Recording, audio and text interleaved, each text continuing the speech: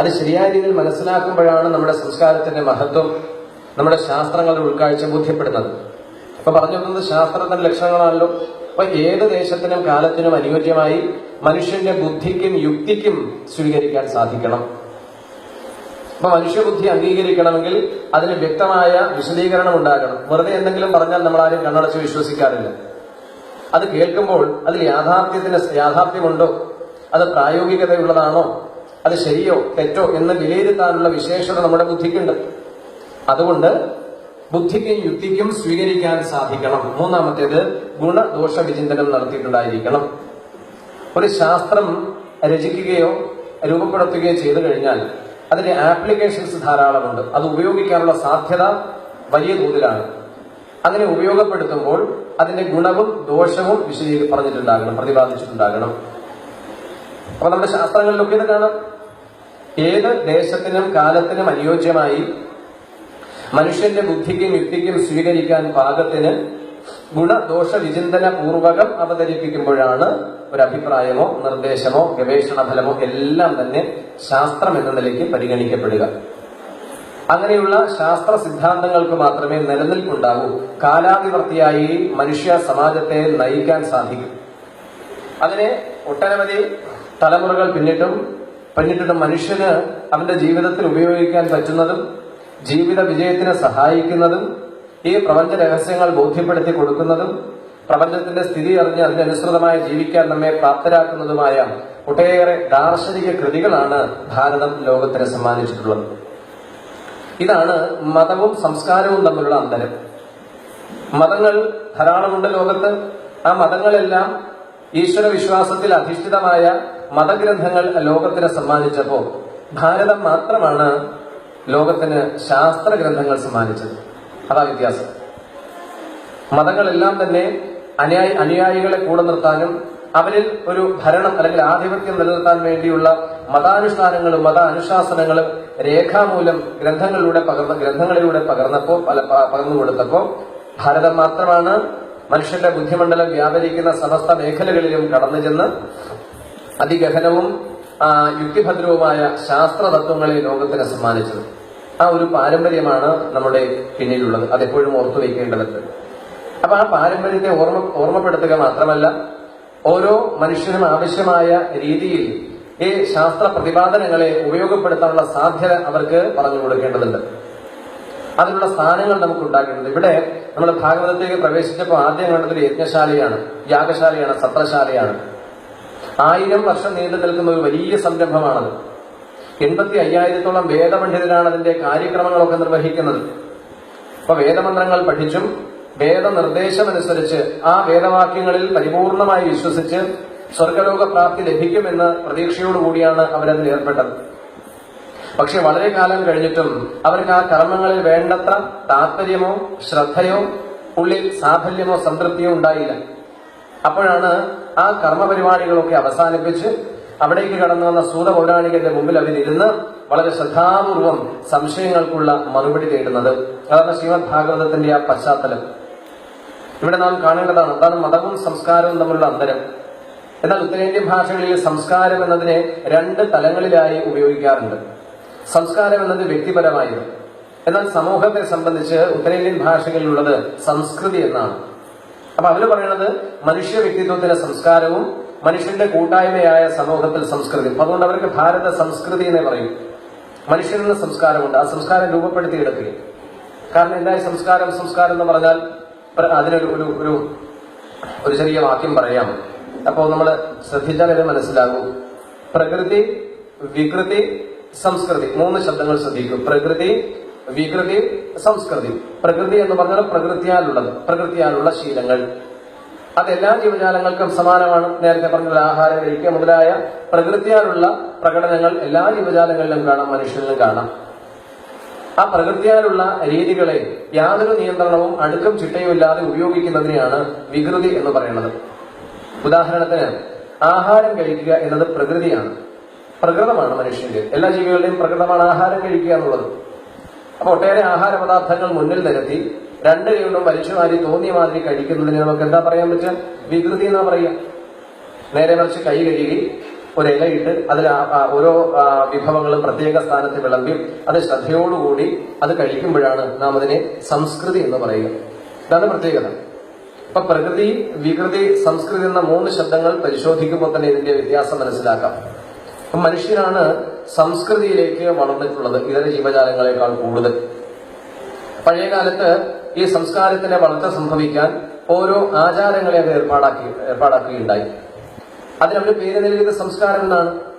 അപ്പൊ മനുഷ്യന്റെ രൂപീകരണം മുതൽ, ഗർഭകാല ജീവിതം മുതൽ മരണം വരെയുള്ള കാലത്തെ അത് ഒരു പ്രത്യേക പദ്ധതിയിൽ കൂടി നയിച്ച് അവന് സാംസ്കാരികമായ വളർച്ച കൈവരിക്കാൻ സാധിക്കുമെന്ന വീക്ഷണത്തിന്റെ അടിസ്ഥാനത്തിലാണ് അന്ന് ആചാരങ്ങൾക്ക് സംസ്കാരം എന്ന പേര് വന്നത്. ഇപ്പൊ നമ്മൾ ശവസംസ്കാരം എന്നാണ് പറയണത്. അതുപോലെ ഓരോ മനുഷ്യ ജീവിതത്തിൽ സംഭവിക്കുന്ന ഓരോ സന്ദർഭങ്ങളെയും വിവാഹം സംസ്കാരമാണ്, അതുപോലെ ഗർഭാധാനം സംസ്കാരമാണ്, അന്നപ്രാശം സംസ്കാരമാണ്, അങ്ങനെ ഓരോന്നുണ്ട്. അങ്ങനെ 16 ഘട്ടങ്ങളിലൂടെ മനുഷ്യജീവിതത്തെ കടത്തിവിട്ട് അവന് ഈ മനുഷ്യജീവിതത്തിന്റെ പരമലാഭം നേടാൻ അവസരമൊരുക്കുന്ന ചര്യാക്രമങ്ങളെയാണ് ഷോഡശ സംസ്കാരങ്ങൾ എന്ന് പറയുന്നത്. അപ്പൊ അത് സംസ്കാരമാണ്, അല്ല വെറുതെ ഒരു ശബ്ദം മാത്രമല്ല. അപ്പൊ ആചാരങ്ങളല്ല സംസ്കാരം. സംസ്കാരം രൂപപ്പെടുന്നതിന് വേണ്ടി, വളരുന്നതിന് വേണ്ടി നാം ഒരുക്കുന്ന ബാഹ്യ ക്രമീകരണങ്ങളെയാണ് ആചാരങ്ങൾ എന്ന് പറയുന്നത്. എന്നാൽ ആ ആചാരാനുഷ്ഠാനങ്ങളുടെ നിരന്തരമായ ആവർത്തനം കൊണ്ട് മനുഷ്യൻ സംസ്കരിക്കപ്പെടുന്നുണ്ടോ എന്ന് ചോദിച്ചാൽ അത് നമുക്ക് അങ്ങനെ സമ്മതിച്ചു കൊടുക്കാൻ തരമില്ല. ആചാരാനുഷ്ഠാനങ്ങളുടെ ബാഹുല്യമല്ലേ നമ്മുടെ ധർമ്മത്തിലുള്ള എത്രയോ ആചാരങ്ങളും അനുഷ്ഠാനങ്ങളും കേവല വിശ്വാസത്തിന്റെ അടിസ്ഥാനത്തിൽ നിന്ന് നിലനിൽക്കുന്നുണ്ട്. അപ്പൊ അത്തരം ആചാരാനുഷ്ഠാനങ്ങളിൽ ഏർപ്പെട്ടത് കൊണ്ട് മാത്രം മനുഷ്യൻ സാംസ്കാരികമായ അഭ്യുന്നതി, വളർച്ച കൈവരിച്ചു എന്ന് നമുക്ക് പറയാൻ പറ്റില്ല. അതൊരു ഭാഗം മാത്രമാണ്. അപ്പൊ ഒരു പൊതുസമൂഹത്തെ മര്യാദാനുസരണമായി നിലനിർത്തുന്നതിന്, പരസ്പരം ഇടപഴകുന്നതിന് വേണ്ട അകലവും സുരക്ഷിതത്വവും ഉറപ്പുവരുത്തുന്നതിന് മാത്രമല്ല, മനുഷ്യന് ഉത്കൃഷ്ടമായ നേട്ടങ്ങൾ കൈവരിക്കാനുള്ള അനുകൂല സാഹചര്യം ഒരുക്കി കൊടുക്കുന്നതിന് നാം ഒട്ടേറെ ഏർപ്പാടുകൾ ആചാരങ്ങളുടെ പേരിൽ ഒരുക്കിയിട്ടുണ്ട്. പലപ്പോഴും അത് സംസ്കാരമെന്ന് തെറ്റിദ്ധരിക്കുകയും ചെയ്യുന്നുണ്ട്. അത് വളരെ ആലോചിക്കണം. സംസ്കാരവും മതവും ഒരേ പാതയിലൂടെ സഞ്ചരിക്കുമെന്ന് തോന്നുമെങ്കിലും വിഭിന്നമാണ്. അതിന്റെ ആപ്ലിക്കേഷനിൽ, അതിന്റെ പ്രയോഗത്തിൽ വിഭിന്നമാണ്. അവിടെ സംസ്കാരം എന്ന് പറഞ്ഞാൽ അത് ഏതെങ്കിലും ഒരു മതചിഹ്നമോ അല്ലെ മത അധിഷ്ഠിതമായ ഒരു ജീവിതചര്യയാണെന്ന് ധരിക്കരുത്. അപ്പൊ മനുഷ്യനിൽ വൈജ്ഞാനികമായ ഉണർവ് വർദ്ധിപ്പിച്ച് ഈ പ്രപഞ്ചത്തിന്റെ ഉള്ളറകളിലേക്ക് അവനെ കൂട്ടിക്കൊണ്ടുപോയി ആ പ്രപഞ്ചത്തിന്റെ എല്ലാ പതിപ്പും അവനവന്റെ ഉള്ളിൽ തന്നെ ഉള്ള പ്രതിഫലനങ്ങളാണ് എന്ന ഉന്നതമായ ഒരു വീക്ഷണത്തിലേക്ക് അവനെ കൊണ്ടെത്തിക്കുക. അതാണ് ഭാരതീയ ദർശനങ്ങളൊക്കെ ലക്ഷ്യം വെക്കുന്നതാണ്. പുരാണങ്ങൾ, ഇതിഹാസങ്ങൾ, ഉപനിഷത്തുകളൊക്കെ ചൂണ്ടിക്കാണിക്കുന്നത് ഈ അദ്വൈത ജ്ഞാന സാക്ഷാത്കാരമാണ്. ആ അദ്വൈത ജ്ഞാന സാക്ഷാത്കാരത്തെ വിവിധ ഭാഷകളിൽ ഓരോരുത്തരുടെയും നിലവാര തരമനുസരിച്ച് പ്രയോഗിക്കുന്നു എന്ന് മാത്രം. ഇവിടെ രണ്ടാമത്തെ നമ്മൾ അത് ചേർത്ത് വായിക്കുമ്പോൾ ഏത് ദേശത്തിനും കാലത്തിനും അനുയോജ്യമായി മനുഷ്യന്റെ ബുദ്ധിക്കും യുക്തിക്കും ഇണങ്ങുന്ന രീതിയിൽ കാര്യങ്ങളെ, തത്വങ്ങളെ, ആശയങ്ങളെ, സിദ്ധാന്തങ്ങളെ പ്രതിപാദിക്കുമ്പോഴാണ് അവ ശാസ്ത്രങ്ങളാകുന്നത്. എല്ലാ ശാസ്ത്രങ്ങളും മനുഷ്യനിർമ്മിതമാണ്. മനുഷ്യന്റെ ആവശ്യത്തിന് വേണ്ടിയാണ് ഇവയ്ക്ക് രൂപപ്പെടുത്തിയിട്ടുള്ളത്. അതുകൊണ്ട് തന്നെ അവയ്ക്കൊക്കെ പരിമിതികളുമുണ്ട്. ആ പരിമിതികളെ അംഗീകരിച്ചുകൊണ്ട് തന്നെ അവയുടെ ഉപയോഗം, അവയുടെ പ്രസക്തി നാം മനസ്സിലാക്കി വിനിയോഗിക്കുക എന്നൊരു സ്വാതന്ത്ര്യവും നമുക്ക് നമ്മുടെ പൂർവികരും ശാസ്ത്രങ്ങളിൽ ഇന്ന മാതിരി ആകാവുന്നൊരു നിബന്ധനയോ നിർബന്ധമോ ഒന്നുമില്ല. നമുക്ക് വേണ്ടത് സ്വീകരിക്കാം, വേണ്ടാത്തതെന്ന് തോന്നുകയാണെങ്കിൽ അത് തള്ളിക്കളയാം. അങ്ങനൊരു സ്വാതന്ത്ര്യം അനാദിയായി നമ്മുടെ സംസ്കൃതിയിൽ നിലനിൽക്കുന്നത് കൊണ്ടാണ് ഈ സംസ്കാരം ഇന്നും നിലനിൽക്കുന്നത്. ഓരോ ജനതയ്ക്കും അവരുടേതായ സംസ്കാര വിശേഷങ്ങളുണ്ട്. ഇപ്പൊ പാശ്ചാത്യ സംസ്കാരം എന്ന് പറയുന്നു, പൗരസ്ത്യൻ സംസ്കാരം എന്ന് പറയുന്നു, അമേരിക്കൻ സംസ്കാരം എന്ന് ചിലർ പറയുന്നുണ്ട്, ഈജിപ്ഷ്യൻ സംസ്കാരം, മെസപ്പൊട്ടോമിയൻ സംസ്കാരം, റോമ സംസ്കാരം, ഗ്രീക്ക് സംസ്കാരം.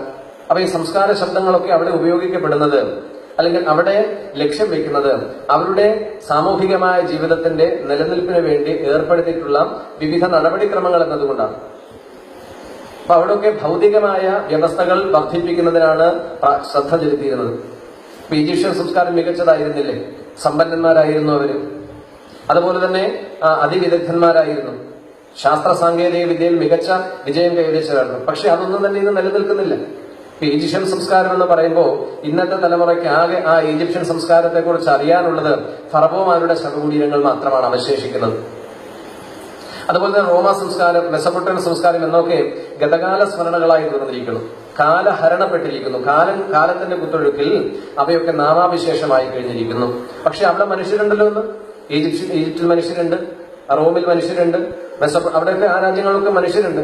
എന്താ, ഒരു സാംസ്കാരികമായ ഒരു പരിചരണമില്ലാത്ത ഒരു ജനത എന്ന് മാത്രമേ പറയാൻ പറ്റൂ. സ്ഥിരമായ ഒരു സാംസ്കാരിക പദ്ധതി ഇല്ലാത്ത ഒരു കൂട്ടം ജനത എന്ന് നമുക്ക് അവരെ വിശേഷിപ്പിക്കാൻ പറ്റും. അല്ലാതെ ഈജിപ്ഷ്യൻ സംസ്കാരം, റോമാ സംസ്കാരം, മെസപ്പൊട്ടേമിയൻ സംസ്കാരം എന്ന നിലയിൽ നാം പഠിച്ചിട്ടുള്ള ഒരു കാര്യങ്ങളും അവര് പിന്തുടരുന്നില്ല, അവര് നിലനിർത്തുന്നില്ല. പക്ഷെ ഭാരതത്തിലേക്ക് വരുമ്പോൾ അങ്ങനെയല്ല കാണുന്നത്.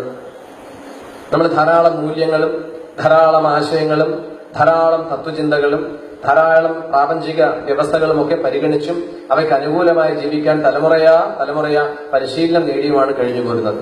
അവയെല്ലാം നമുക്ക് ശാസ്ത്രങ്ങളുടെ പിൻബലത്തോടുകൂടി സിദ്ധമായതാണ്. കേവലം വിശ്വാസത്തിലോ വ്യക്തി താല്പര്യത്തിലോ അധിഷ്ഠിതമല്ല നമ്മുടെ സംസ്കൃതിയുടെ വളർച്ചയും നിലനിൽപ്പും സംഭവിച്ചിട്ടുള്ളത്. ഇവിടെ പറയുമ്പോൾ ആചാരങ്ങളുടെ ആവർത്തനമോ ബാഹുല്യമല്ല ഒരു വ്യക്തിയെ സാംസ്കാരികമായി വളർത്തുന്നത്. അതിന് ഉദാഹരണം പറഞ്ഞ ഒരുപക്ഷെ ഞാനിവിടെ പറഞ്ഞിട്ടുള്ളതായിരിക്കാം. എന്നാലും സാന്ദർഭികമായി ഈ ഉപമ നിങ്ങളുടെ മുമ്പിൽ അവതരിപ്പിക്കുകയാണ്. ഉദാഹരണം വളരെ ലളിതമാണ്, പെട്ടെന്ന് മനസ്സിലാക്കാവുന്നതേ ഉള്ളൂ. ഒരിക്കൽ ഒരു കാട്ടിന്റെ ഏറ്റവും പുറത്തെ ഭാഗത്ത് ഒരു ചെറിയ പർണശാലയിൽ ഒരു മഹർഷി, ഒരു സന്യാസി താമസിച്ചിരുന്നു. ഒറ്റയ്ക്കാണ് താമസം. വളരെ കാലമായി അദ്ദേഹം ആ കുടീരത്തിൽ താമസിക്കുന്നുണ്ട്. ഒരിക്കൽ എന്തൊക്കെയോ ചില അപൂർവ വസ്തുക്കൾ ശേഖരിക്കാൻ അദ്ദേഹത്തിന് മോഹമുണ്ടായി. അതൊക്കെ കാട്ടിൽ നിന്ന് ശേഖരിക്കാൻ അദ്ദേഹം പുറപ്പെട്ടു. കാട്ടിനുള്ളിലേക്ക് കടന്നു. കുറെ ദൂരം സഞ്ചരിച്ച് അലഞ്ഞു തിരിഞ്ഞ് അവയൊക്കെ തേടിയെടുത്തു, കണ്ടെത്തി. അവയെല്ലാം ശേഖരിച്ച് ഭാണ്ഡത്തിനുള്ളിലാക്കി തിരിച്ച് തന്റെ കുടീരത്തിലേക്ക് യാത്ര തിരിച്ചു മടങ്ങി. പക്ഷെ എവിടെ വെച്ചോ മഹർഷിക്ക് വഴി തെറ്റി. ദിശയും മാറിപ്പോയി. അപ്പൊ കൊടുങ്കാട്ടിൽ വഴിതെറ്റി ദിശ നഷ്ടപ്പെട്ടാൽ പിന്നെ എന്താ സംഭവിക്കാൻ നമുക്ക് ഊഹിക്കാൻ പറ്റില്ല. യാതൊരു സൂചനയുമില്ല തിരിച്ച് തന്റെ കുടീരത്തിലേക്ക് എത്തിച്ചേരാൻ. ആകെ പരിഭ്രമിച്ചു അദ്ദേഹം. സമയം നീങ്ങുന്തോറും അദ്ദേഹത്തിന് ഭയവും മറ്റു വൈഷമ്യതകളും ഏറി വന്നു. കൊടുങ്കാടാണ്, ആരും സഹായിക്കാനില്ല. ധാരാളം വന്യമൃഗങ്ങളും ഭീകരജീവികളുമുള്ള ഒരു പ്രദേശമാണ്. എങ്ങാനും ഒരു വന്യമൃഗത്തിന്റെ മുമ്പിൽ പെട്ടാൽ രക്ഷപ്പെടാൻ യാതൊരു മാർഗവുമില്ലാത്ത അത്രയും ഒരു പ്രതിസന്ധിയിലാണ് താൻ ഏർപ്പെട്ടിരിക്കുന്നത്. അങ്ങനെ അദ്ദേഹം ചുറ്റിത്തിരിയുമ്പോഴാണ് കുറച്ചു ദൂരെ ഒരു 10-30 വാര അകലെ ഒരു ഗുഹയ്ക്ക് മുൻപിൽ ഒരു സിംഹം കിടക്കുന്നത് കണ്ടത്. ഇദ്ദേഹത്തെ സിംഹം കാണാനിടെ രണ്ടുപേരും പരസ്പരം കണ്ടു. സിംഹം മെല്ലെ എഴുന്നേറ്റ് ഈ സന്യാസിയുടെ അടുത്തേക്ക് നടക്കാൻ തുടങ്ങി. ഇരയെ കിട്ടിയ സന്തോഷമാണ് അപ്പോ സിംഹത്തിനുണ്ടായിരുന്നത്. സന്യാസി പകച്ചുപോയി. എന്താ രക്ഷപ്പെടാനുള്ള വഴി? ഓടാൻ പറ്റില്ല, ഒരു കൗശലവും സിംഹത്തിന് മുമ്പിൽ പ്രയോഗിക്കാൻ സാധിക്കില്ല. മരത്തിൽ വലിഞ്ഞു പിടിച്ചാൽ അതൊരിക്കലും നടക്കുന്ന ഇതൊന്നും തന്നെ ഈ സിംഹത്തിന്റെ മുമ്പിൽ നിന്ന് പെട്ടെന്ന് രക്ഷപ്പെടാനുള്ള ഉപായങ്ങളല്ല. അദ്ദേഹം ആകെ പരിഭ്രമിച്ചു. എന്ത് ചെയ്യാം? സിംഹം ഇദ്ദേഹത്തിന് മുമ്പിലേക്ക് നടന്നു വന്നുകൊണ്ടേയിരുന്നു. പെട്ടെന്നാണ് അദ്ദേഹത്തിന്റെ ഉള്ളിൽ ഒരു ആശയം തെളിഞ്ഞു വന്നത്. ഇടഞ്ഞു നിൽക്കുന്ന മൃഗങ്ങളെ മെരുക്കാനുള്ള ഒരു സൂത്രവിദ്യ അദ്ദേഹം പഠിച്ചിരുന്നു. ആനകളെയൊക്കെ മെരുക്കുന്നതിന് ചില സൂത്രവിദ്യകൾ. കണ്ണിലേക്ക് രൂക്ഷമായി നോക്കുക. കണ്ണിന് അതിശക്തമായ ആജ്ഞാശക്തിയുണ്ട്.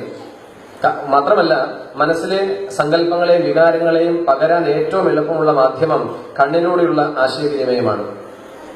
ഉദാഹരണത്തിന് ഇപ്പോൾ ക്ലാസ് മുറിയിൽ കുട്ടികളെല്ലാം ബഹളം കൂട്ടി യാതൊരു നിയന്ത്രണവുമില്ലാതെയാണ് ഇരിക്കുന്നത്. സഹിക്കവയ്യാതെ പ്രധാന അധ്യാപകൻ അല്ലെങ്കിൽ അധ്യാപിക ഓഫീസിൽ നിന്നിറങ്ങി മെല്ലെ ക്ലാസ് മുറിയിലേക്ക് കടന്നു ചെന്നു. അധ്യാപകനെ കണ്ടപ്പോൾ ആ ശബ്ദം കുറഞ്ഞു. എല്ലാവരുടെയും കണ്ണുകളിലേക്ക് രൂക്ഷമായി പ്രധാന അധ്യാപകൻ നോക്കി. എല്ലാവരുടെയും മുഖത്തേക്ക് നോക്കി. എല്ലാവരും ശാന്തരായി, ഒന്നും മിണ്ടിയില്ല, വടിയെടുത്തില്ല. അപ്പൊ രൂക്ഷമായി നോക്കിയപ്പോഴേക്ക് ആ അധ്യാപകന്റെ മനസ്സിലുള്ള ഭാവം അല്ലെങ്കിൽ വികാരം അദ്ദേഹം ആവശ്യപ്പെടുന്നത് ഉടനടി വിദ്യാർത്ഥികളുടെ ഉള്ളിൽ ഉണർന്നു. ഉടനെ ശാന്തമായി ക്ലാസ് മുറി. അപ്പം നമ്മുടെ മനസ്സിലെ ഭാവവികാരങ്ങളെ മറ്റു മനസ്സിലേക്ക് പകരാൻ ഏറ്റവും എളുപ്പമുള്ള മാധ്യമം കണ്ണുകളാണ്. അതിന് അവാച്യമായ ഒരു ആശയവിനിമയ ശക്തിയുണ്ടെന്നതാണ്. അപ്പൊ അതുകൊണ്ട് തന്നെ അത് ഉപയോഗിക്കാൻ തീരുമാനിച്ചു. യാതൊരു ഭയവും മുഖത്ത് പ്രകടിപ്പിക്കാതെ സന്യാസി അതിരൂക്ഷമായി സിംഹത്തിന്റെ മുഖത്തേക്കും വിശിഷ്യ കണ്ണുകളിലേക്കും നോക്കി നിന്നു. ഇത്രയും ശക്തനായ കാട്ടിലെ രാജാവായ മൃഗത്തെ തനിക്ക് യാതൊരു ഭയവുമില്ല എന്ന നിലയിലാണ് സന്യാസിയുടെ നിൽപ്പ്. ഇമ വെട്ടാതെ സന്യാസി സിംഹത്തിന്റെ കണ്ണുകളിലേക്ക് നോക്കി തന്നെ നിന്നു. മെല്ലെ എന്ത് സംഭവിച്ചു? സന്യാസിയുടെ അടുത്തേക്ക് നടന്നു വന്ന സിംഹത്തിന്റെ വേഗത കുറഞ്ഞു ഏതാണ്ട് സന്യാസിയുടെ 10 വാരം മുമ്പ് വരെ എത്തി സിംഹം. അവിടെ നിന്നു. സിംഹം നിന്നപ്പോൾ സന്യാസിക്ക് ധൈര്യം വർദ്ധിച്ചു.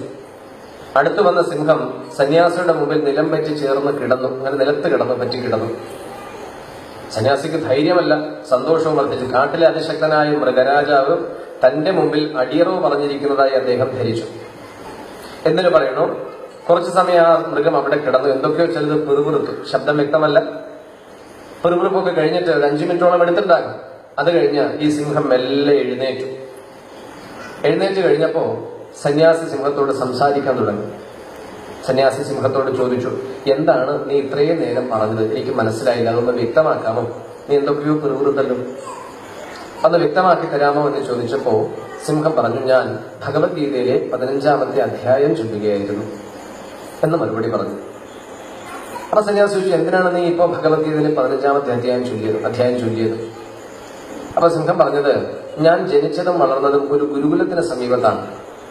എന്റെ കുട്ടിക്കാലത്തിന്റെ നല്ലൊരു പങ്കും ഞാൻ ആ പരിസരങ്ങളിലാണ് ജീവിച്ചത്. അപ്പൊ ഞാൻ ആ ഗുരുകുലത്തിലെ അന്തേവാസികളുടെ ഓരോ പ്രവർത്തനങ്ങളും കാണാറുണ്ട്. അതിരാവിലെ ആ അന്തേവാസികളൊക്കെ എഴുന്നേൽക്കും. അതിൽ പഠിതാക്കളുണ്ട്, ആശ്രമത്തിലെ അന്തേവാസി, അങ്ങനെ പലരുമുണ്ട്. അവരെല്ലാം ആശ്രമകൃത്യങ്ങളൊക്കെ ചെയ്തതിനു ശേഷം ഏതാണ്ട് പ്രഭാതമാകുമ്പോൾ ഗുരുകുലം ഒത്തിരുന്ന് ശാസ്ത്രങ്ങളൊക്കെ പഠിക്കും. ഇതൊക്കെ അവർ വായിച്ചും പഠിക്കുകയും ചെയ്യുന്നുണ്ട്. അത് കഴിഞ്ഞ് അവർ 4 ഭാഗത്തേക്കും യാത്ര തിരിക്കും. ഉച്ചയാകുമ്പോഴേക്ക് ഒഴിഞ്ഞ ഭാണ്ഡങ്ങൾ നിറച്ച് ആഹാര പദാർത്ഥങ്ങളുമായി അവർ തിരികെ എത്തും. തിരികെ എത്തിക്കഴിഞ്ഞാലോ കൊണ്ടുവന്ന ഈ ഭക്ഷ്യവിഭവങ്ങളെല്ലാം ഗുരുനാഥന്റെ മുമ്പിൽ, ആചാര്യന്റെ മുമ്പിൽ അവർ സമർപ്പിക്കും. അത് കഴിഞ്ഞിട്ടോ എല്ലാവരും ശരീരശുദ്ധി വരുത്താനായി പോകും. കുളിച്ച് ആഹാരം കഴിക്കാനുള്ള തളികകളുമായി അവർ വീണ്ടും ഗുരുകുലത്തിന്റെ മുറ്റത്ത് എത്തിച്ചേരും. എന്നിട്ട് എല്ലാവരും അവിടെ ഇരിക്കും. അങ്ങനെ വൃത്താകൃതിയിലാണ് അവർ ഇരിക്കുക. ഗുരുനാഥനും വരും, ആചാര്യനും വരും. ശേഷം ഈ കൊണ്ടുവന്ന ഭിക്ഷാവിഭവങ്ങളെല്ലാം എല്ലാവർക്കും പങ്കിട്ട് കൊടുക്കാനായി ഗുരുനാഥൻ നിർദ്ദേശിക്കും. അതിനനുസരിച്ച് ഗുരുകുലത്തിലെ മുതിർന്നവരോ അല്ലെങ്കിൽ വിദ്യാർത്ഥികളിലെ പ്രമുഖരോ ഈ ഗുരുനാഥൻ നിർദ്ദേശിക്കുന്ന ആളുകളൊക്കെ ചേർന്ന് ആ ഭിക്ഷാന്നം വിളമ്പും, എല്ലാവർക്കും പകർന്നു കൊടുക്കും. അപ്പൊ എല്ലാവർക്കും എല്ലാ വിഭവങ്ങളും കിട്ടുന്നതുവരെ അവര് ക്ഷമയോടെ കാത്തിരിക്കും. അല്ലാതെ കിട്ടുമ്പോഴേ വെട്ടി വീഴുന്നതല്ല. എല്ലാവർക്കും എല്ലാ വിഭവങ്ങളും ലഭിച്ചു കഴിഞ്ഞാൽ അവർ ഒരുമിച്ച് ആഹാരം കഴിക്കാനായി തുടങ്ങും. എന്നാൽ ഈ ആഹാരം വിളമ്പുന്ന സമയത്ത് അവരെല്ലാം ഭഗവത്ഗീതയിലെ 15-ാമത്തെ അധ്യായം ഒരുമിച്ച് ചൊല്ലും. ശ്രീ ഭഗവാനുവാച ഊർധ്വമൂലമധഃശാഖം അശ്വത്ഥം പ്രാഹുരവ്യയം ഛന്ദാംസി യസ്യ പർണാനി യസ്തം വേദ സ വേദവിദ് അധശ്ചോർത്തും പ്രസൃതാസ്തസ്യ ശാഖ ഗുണപ്രവൃദ്ധാ വിഷയഃ പ്രബലാഃ അധശ്ച മൂലാന്യനുസന്ധതാനി കർമാനുബന്ധീനി മനുഷ്യലോകേ. ഇങ്ങനെ 3 ശ്ലോകങ്ങൾ, 20 ശ്ലോകങ്ങളുണ്ട്. ഈ ശ്ലോകങ്ങൾ വേഗത കുറച്ച് എല്ലാവരും ചേർന്ന് ചൊല്ലിക്കൊണ്ടേയിരിക്കും. അതിനനുസരിച്ച് ഇവിടെ ആഹാര വിതരണം നടക്കും. വിതരണം പൂർത്തിയായി കഴിഞ്ഞാൽ ഇവരെല്ലാം വലത് കൈയിൽ കുമ്പിളിൽ വെള്ളമെടുത്ത് ബ്രഹ്മാർപ്പണ മന്ത്രം ചൊല്ലും. ഓം ബ്രഹ്മാർപ്പണം ബ്രഹ്മഹവിർ ബ്രഹ്മാഗ്നൗ ബ്രഹ്മണാഹുതം ബ്രഹ്മൈവ തേന ഗന്ധവ്യം ബ്രഹ്മകർമ്മ സമാധിന അന്നപൂർണേ സദാ പൂർണേ ശങ്കര പ്രാണവല്ലഭേ ജ്ഞാനവൈരാഗ്യ സിദ്ധ്യർത്ഥം ഭിക്ഷാം ദേഹി ച പാർവതി. ഇങ്ങനെ പറഞ്ഞ് ആഹാരത്തിന് തർപ്പണം ചെയ്തിട്ടാണ് അത് കഴിക്കുക, ആഹാരം കഴിക്കുക. ഇത് ഞാൻ നിത്യേന കാണുന്നതും ഈ മന്ത്രശ്ലോകങ്ങളൊക്കെ ഞാൻ നിത്യേന കേൾക്കുന്നതുമാണ്. ഞാൻ വളരുന്നതിനനുസരിച്ച് ഈ ഉച്ച സമയത്ത് ഈ ഗുരുകുലത്തിലെ അന്തേവാസികളെല്ലാം ഭഗവത്ഗീതയിലെ ശ്ലോകങ്ങൾ ചൊല്ലുന്നത് കേട്ടപ്പോ മെല്ലെ മെല്ലെ ഞാനും അവ ചൊല്ലാൻ തുടങ്ങി. കൂട്ടത്തിലാണ്. അങ്ങനെ ചൊല്ലി എന്തിനു പറയണോ, ക്രമേണ അതെനിക്ക് കണ്ഠസ്ഥമായി, ചൊല്ലാൻ പറ്റി. അത് കഴിഞ്ഞോ ഹൃദയസ്ഥമായി, അതെന്റെ ഉള്ളിൽ ഉറച്ചു. ശ്ലോകങ്ങളെല്ലാം നന്നേ ഉറച്ചു. പിന്നെ അവർ ചൊല്ലുമ്പോൾ ഞാൻ കൂട്ടത്തിൽ ചൊല്ലാൻ തുടങ്ങി. പക്ഷെ അതൊക്കെ കഴിഞ്ഞിട്ട് കാലമേറെയായി. ഞാൻ അവിടം വിട്ടു, ഇവിടെ ഈ കാട്ടിനുള്ളിൽ താമസം ആരംഭിച്ചു. അങ്ങനെ കഴിയുന്ന കാലത്താണ് അങ്ങയെ കാണാനിടയായിരിപ്പോ. അങ്ങയെ കണ്ടുമുട്ടിയപ്പോഴോ ഈ വേഷവിധാനവും ഇതെല്ലാം കണ്ടപ്പോ എനിക്ക് എന്റെ ബാല്യകാലം, കുട്ടിക്കാലം ഓർമ്മ വന്നു. അങ്ങനെ കുട്ടിക്കാലത്ത് ഞാൻ കണ്ടിരുന്ന ഒരു ശീലം എന്താ, ഗുരുകുലത്തിലെ അന്തേവാസികൾ ആഹാരം കഴിക്കുന്നതിന് മുൻപ് ചെയ്തിരുന്ന ഒരു പ്രവൃത്തി എന്നിൽ ഓർമ്മയിൽ തെളിഞ്ഞു വന്നു. അതുകൊണ്ടാണ് ഞാൻ ഭഗവത്ഗീതയിലെ 15-ാമത്തെ അധ്യായം ചൊല്ലിയത്. ഇത്രയും പറഞ്ഞതിന് ശേഷം ഓം ബ്രഹ്മാർപ്പണം ബ്രഹ്മഹവിർ ബ്രഹ്മാഗ്നൗ ബ്രഹ്മണാഹുതം ബ്രഹ്മൈവ തേന ഗന്ധവ്യം ബ്രഹ്മകർമ്മ സമാധിന അന്നപൂർണേ സദാപൂർണേ ശങ്കര പ്രാണവല്ലഭേ ജ്ഞാനവൈരാഗ്യ സിദ്ധ്യർത്ഥം ഭിക്ഷാം ദേഹി ച പാർവതി എന്ന് പറഞ്ഞ് സിംഹം എന്ത് ചെയ്തിട്ടുണ്ടാകും? എന്ത് ചെയ്തിട്ടുണ്ടാകും? ഊഹിക്കാമല്ലോ എന്താ ചെയ്തിട്ടുണ്ടാകുക. തന്റെ ഇരയെ ഭക്ഷിച്ച സിംഹം. പക്ഷെ അതിനു മുൻപ് സിംഹം കുട്ടിക്കാലത്ത് കണ്ട് ശീലിച്ചിരുന്ന ഒരു ആചാരം അല്ലെങ്കിൽ ഒരു അനുഷ്ഠാനം സിംഹം ഇവിടെ ആവർത്തിച്ചു. ചെറുപ്പകാലത്ത് കേട്ട ശ്ലോകങ്ങളും ആഹാരം കഴിക്കുന്നതിന് മുമ്പ് ഗുരുകുലത്തിലെ അന്തേവാസികൾ ചെയ്തിരുന്ന രീതിയും സിംഹം ആവർത്തിച്ചു എന്നതല്ലാതെ സിംഹം സിംഹമല്ലാതായില്ല. മനസ്സിലാകുന്നുണ്ടോ പറയണത്? സിംഹം പ്രകൃത്യാലുള്ള അതിന്റെ സ്വഭാവം അല്ലെങ്കിൽ പ്രകൃതം മാറ്റാൻ ആ മതപരമായ അനുഷ്ഠാനം കൊണ്ടോ ആചരണം കൊണ്ടോ സാധിച്ചില്ല. കാരണം മതാചാരങ്ങളെല്ലാം ദൈഹികമാണ്. ആ ദൈഹികമായ ആചാരാനുഷ്ഠാനങ്ങളുടെ നിരന്തരമായ ആവർത്തനം ഒരിക്കലും മനുഷ്യ വ്യക്തിത്വത്തിന്റെ ഉൾഘടകങ്ങളായ മനസ്സിനെയും ബുദ്ധിയെയും തൊട്ടു തീണ്ടുന്നില്ല, സ്പർശിക്കുന്നില്ല. അതുകൊണ്ട് പലപ്പോഴും ആചാരങ്ങളോടും അനുഷ്ഠാനങ്ങളോടും നമുക്കുള്ളത് കേവലം വൈകാരിക ബന്ധങ്ങൾ മാത്രമാണ്. ആ വൈകാരിക ബന്ധങ്ങൾക്ക് ഒരിക്കലും മനുഷ്യനെ ഉയർത്താൻ, സാംസ്കാരികമായി ഉണർത്താൻ സാധ്യമല്ല. അവിടെ എന്ത് വേണം? വിചാരമുണ്ടാകണം. വിചാരം എന്ന പ്രക്രിയ നടക്കുന്നത് മനുഷ്യന്റെ ബുദ്ധിമണ്ഡലത്തിലാണ്. ആ ബുദ്ധിമണ്ഡലത്തിൽ വിചാര പ്രക്രിയ ഉടലെടുക്കാത്തിടത്തോളം കാലം നാം മതാനുഷ്ഠാനങ്ങളുടെ നിയന്ത്രണത്തിലും അവയുടെ ചൂഷണത്തിലും പെട്ട് പോയിക്കൊണ്ടേയിരിക്കും. ഞാൻ ഇന്ന മതം എന്ന് പ്രത്യേകിച്ച് പറയുന്നില്ല, എല്ലാ മതങ്ങളും ഇതിൽ ഉൾപ്പെടുന്നതാണ്. അപ്പൊ മതങ്ങളെല്ലാം തന്നെ മനുഷ്യനെ അടക്കി ഭരിക്കുന്നതിനും അവനെ ചൂഷണം ചെയ്യാനുമാണ് കൂടുതലും ശ്രദ്ധിക്കുന്നത്. അതവരുടെ നിലനിൽപ്പിന്റെ ഭാഗമാണ്. പക്ഷെ ഭാരത സംസ്കൃതിയുടെ അഥവാ ഭാരത സംസ്കാരത്തിന്റെ സവിശേഷത മനുഷ്യനെ സ്വതന്ത്രനാക്കുകയാണ്. അതാണ് മുക്തി എന്ന ശബ്ദം. സർവ്വവിധ പ്രാപഞ്ചിക വികാരങ്ങളിൽ നിന്നും പ്രാപഞ്ചിക നിബന്ധനകളിൽ നിന്നും പരിപൂർണമായി മുക്തി കൈവരിക്കുക എന്നതാണ് ആത്യന്തിക ലക്ഷ്യം മനുഷ്യനെ സംബന്ധിച്ച്. അതിനെയാണ് മോക്ഷം ഈശ്വര ദർശനം എന്ന് പറയുന്നത്. അതിനുള്ള പദ്ധതികൾ തയ്യാറാക്കുന്നതിൽ ഏറ്റവും പ്രാഥമികമായ ചുവടുവയ്പ്പുകളാണ് മതാനുഷ്ഠാനം. അതുകൊണ്ട് മതാനുഷ്ഠാനങ്ങളെയും മതാചാരങ്ങളെയും നമ്മുടെ ശാസ്ത്രങ്ങൾ ഒരു പരിധിവരെ അംഗീകരിക്കുന്നു, ആവശ്യമാണെന്ന് പറയുന്നു. അതെങ്ങനെയാണ്? നോക്കൂ, മനുഷ്യന്റെ മാനസിക നിലവാരം അല്ലെങ്കിൽ മനോഘടന അനുസരിച്ച് ശാസ്ത്രം, പ്രത്യേകിച്ച് പഞ്ചദശി പോലുള്ള ശാസ്ത്രങ്ങൾ അതിനെ 5 ഭൂമികകളായി 5 മേഖലകളായി തരംതിരിച്ചിട്ടുണ്ട്. 5 തലങ്ങളായി മനുഷ്യന്റെ മനോനില അനുസരിച്ച് മനുഷ്യ വ്യക്തിത്വത്തെ 5 ഘടകങ്ങളായി 5 തലങ്ങളായി വേർതിരിച്ചിട്ടുണ്ട്. അതിൽ ആദ്യത്തേത് ക്ഷിപ്തം എന്ന് പറയുന്നത്. നിങ്ങൾക്ക് ഒരുപക്ഷെ പദങ്ങളൊക്കെ അത്ര പെട്ടെന്ന് ഗ്രഹിക്കാൻ സാധിക്കും, കാരണം പരിചയക്കുറവുണ്ടാകും. അതിൽ ആദ്യത്തെ ഭൂമികയെ ക്ഷിപ്തം എന്നാണ് പറയുന്നത്. രണ്ടാമത്തെ തലമാണ് പ്രക്ഷിപ്തം. മൂന്നാമത്തേത് ഏകാഗ്രം. മൂന്നാമത്തേത് മൂഢം. നാലാമത്തേത് ഏകാഗ്രം. അഞ്ചാമത്തേത് സമാധി. അങ്ങനെ 5 തലങ്ങൾ അല്ലെങ്കിൽ 5 നിലകളിലായിട്ടാണ് മനുഷ്യന്റെ മനോനിലയെ ശാസ്ത്രം പഠന സൗകര്യത്തിന് വേണ്ടിയാണ് ഈ വർഗീകരണം. അപ്പൊ അതിൽ ക്ഷിപ്തം എന്ന് പറഞ്ഞാൽ എന്താ? ക്ഷിപ്തം എന്ന് പറഞ്ഞാൽ അതിൽ ഉദാഹരണത്തിന്റെ സഹായത്തോടുകൂടി നമുക്ക് മനസ്സിലാക്കാൻ സാധിക്കും. ക്ഷിപ്തം എന്ന് പറഞ്ഞാൽ അതിന് ഈ ആശയം അല്ലെങ്കിൽ തത്വം മനസ്സിലാക്കാൻ നമുക്ക് നൽകുന്ന ഒരു ഉദാഹരണം കലങ്ങി മറിഞ്ഞിരിക്കുന്ന, ഇളകി മറിയുന്ന ഒരു ജലാശയത്തെ ഉപമിച്ചിരിക്കുന്നു. ചെടി കലങ്ങി ഇളകി മറിയുന്ന ഒരു ജലാശയം പോലെയാണ് ക്ഷിപ്തം എന്ന് പറയുന്ന മാനസിക ഭൂമികയുടെ സ്ഥിതി. എന്ന് പറഞ്ഞാൽ പല ചിന്തകളും പല ആകുലതകളും പല വൈഷമ്യങ്ങളും സദാവി നിറഞ്ഞ് കലങ്ങി മറിഞ്ഞിരിക്കുന്ന ഒരു മാനസിക. അപ്പോൾ അവൻ സ്വസ്ഥനല്ല, അസ്വസ്ഥനാണ്. പ്രത്യേകിച്ചൊരു കാരണമില്ല. ആവശ്യമുള്ളതും ഇല്ലാത്തതുമായ ചിന്തകൾ നിരന്തരം ഇങ്ങനെ വന്നും പോയി കൊണ്ടേയിരിക്കും. അതിലൊന്നും ഉറച്ചു നിൽക്കില്ല. ഇപ്പൊ തോന്നുന്നതല്ല തൊട്ടടുത്ത നിമിഷത്തിൽ തോന്നുക, അത് കഴിഞ്ഞാൽ മാറി. ഇങ്ങനെ കുടുംബപരമായോ വ്യക്തിപരമായോ സമൂഹം അല്ലെങ്കിൽ സൗഹൃദം ഇങ്ങനെ പല ചിന്തകൾ. ആ ചിന്തകളിൽ ഒന്നും തന്നെ 1% പോലും നമുക്ക് ആവശ്യമുള്ളതല്ല, പ്രയോജനം ചെയ്യുന്നതല്ല. എങ്കിലും ആവശ്യത്തിലധികം ചിന്തകൾ കൊണ്ട് കലങ്ങി മറിഞ്ഞിരിക്കുന്ന മാനസികാവസ്ഥയാണ് ഇവിടെ ക്ഷിപ്തം എന്ന് പറയുന്നത്. ഓരോരുത്തർക്കും സ്വയം പരിശോധിച്ചാൽ ആവശ്യമില്ലാത്ത ചിന്ത ഒരു തരത്തിലും അതിന് നമുക്ക് ഒരു മുൻപരിചയമോ മുൻവിധിയോ അതിങ്ങനെ വന്നു പോയിക്കൊണ്ടേ. അതാണ് ഇളകി മറിഞ്ഞിരിക്കുന്നു എന്നതിന് ഓപിച്ചിരിക്കണം. കലങ്ങിയിരിക്കുക, തെളിഞ്ഞിട്ടില്ല, കലങ്ങിയിരിക്കുക. കലങ്ങിന്ന് മാത്രമോ അത് ഇളകുക സദാവി. അപ്പോ മനുഷ്യനൊരു സ്വസ്ഥതയുണ്ടാകില്ല, ശാന്തി ഉണ്ടാകില്ല, സമാധാനം ഉണ്ടാകില്ല. അതൊന്നാമത്തെ മാനസിക ഭൂമിക. രണ്ടാമത്തേത് പ്രക്ഷിപ്തം. പ്രക്ഷിപ്തം എന്നാൽ എന്താണെന്നറിയാമോ? ഇളക്കം നിലച്ചു, പക്ഷെ കലക്കം നിലച്ചിട്ടില്ല. അതാണ്. പല തരത്തിലുള്ള ആവശ്യമില്ലാത്ത ഒട്ടനവധി വിഷയങ്ങൾ വരുന്നില്ല. എന്നാൽ ഏറെക്കുറെ നമ്മെ പല ചിന്തകളും കുറച്ചേറെ കാര്യങ്ങൾ നേരത്തെ ഉള്ളതുപോലെ അത്രയധികം വിഷയങ്ങളൊന്നും നമ്മുടെ മനസ്സിനെ അലട്ടുന്നില്ല. പക്ഷെ പരിമിതമാണെങ്കിലും അത് പൂർണ്ണമായും തെളിഞ്ഞിട്ടില്ല, മനസ്സ് പൂർണ്ണമായും ശാന്തമായിട്ടില്ല. അതാണ് പ്രക്ഷിപ്തം. മൂന്നാമത്തേത് മൂഢം. മൂഢം എന്ന് പറഞ്ഞാൽ എന്താ? കലക്കം നിലച്ചു, അടിത്തട്ടിലേക്ക് അത് ഊറിയിറങ്ങി, ഏതാണ്ട് തെളിഞ്ഞിട്ടുണ്ട്, പക്ഷെ ഇടയ്ക്കിടയ്ക്ക് ഇളകുന്നുണ്ട്.